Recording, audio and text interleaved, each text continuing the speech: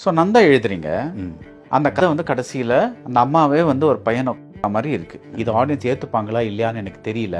ஏதாவது ஒரு டவுட் வந்ததா? டவுட் வரல.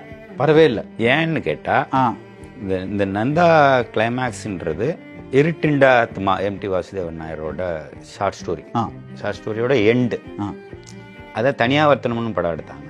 அதில் மம்மூட்டி நடிச்சிருந்தார். அதில் இதே தான் நடக்கும். இதில் வந்து இவன் பாரேன், அதில் அவன் பைத்தியக்காரன். மம்மூட்டி பைத்தியக்காரன் நடிச்சிருப்பார். இதுதான் நடந்தது. அந்த படம் அவ்வளோ பெரிய வரவேற்பு பெற்றுச்சு. அப்படி இருக்கிறப்ப அந்த படம் கொடுத்த அந்த கான்ஃபிடென்ஸ் தான் என்னை இதை எடுக்க தூண்டுச்சு. அதுவும் ஒரு விதமான மோட்சம்னு பார்க்குறீங்களா? அதை மோட்சம்னு சொல்ல முடியாது. அந்த சின்ன வயசில் தகப்பனையே அடித்து கொன்ன அந்த கோபம் அதுக்கப்புறம் மாறுவான்னு பார்த்தாக்க